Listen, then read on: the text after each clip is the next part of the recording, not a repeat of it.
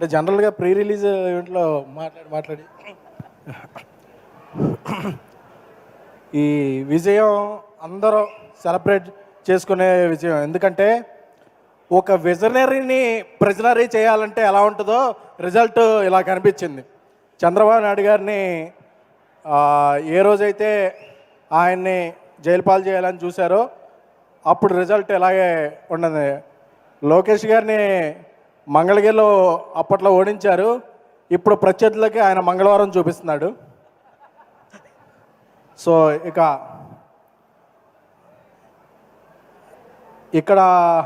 ఒక ప్రాంతీయ పార్టీని అక్కడ జాతీయ పార్టీని కలిపి మా జనసేనాని పడ్డ కష్టం ఎంతో అందరికీ తెలుసు.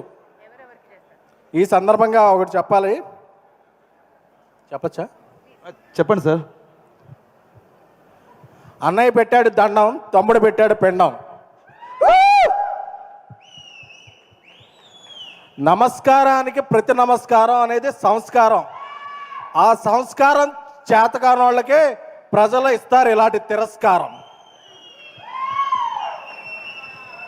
తెలుగు చలనచిత్ర పరిశ్రమలో సింహాసనం మీద కూర్చున్న అర్హత మా అన్నయ్య ఇంద్రసేనుడిది.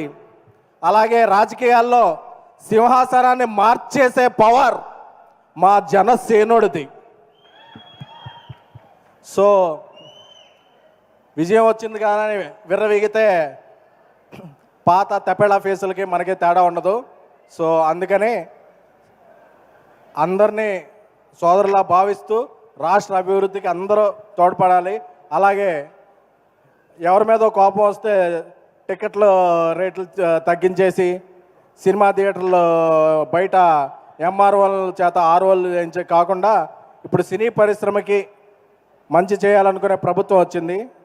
సో ఇలాంటి ప్రభుత్వం సుస్థిరంగా ఉండాలని, తెలుగు చలన పరిశ్రమకి ఎంతో మేలు చేకూరాలని కోరుకుంటున్నాము. అలాగే విజయం వచ్చిన తర్వాత అందరూ విజయం తరపున మేమున్నాం అని అవుతారు. ఈ విజయం రాకముందు నుంచి విశ్వప్రసాద్ గారు జనసేన క్యాంపెయిన్లోనూ విరివిగా పాల్గొంటూ అలయన్స్కి అండగా నిలిచారు. సో ఆయనకి కూడా శుభాకాంక్షలు. సార్, మీరు ముందే విజయాన్ని ఊహించారు, అలాగే ముందే అండగా నిలబడ్డారు.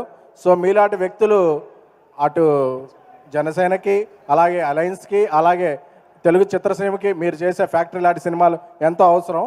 సో ఈ విజయాన్ని అందరం సెలబ్రేట్ చేసుకుందాం. బట్ గర్వాన్ని నెత్తికెక్కించుకోవద్దు.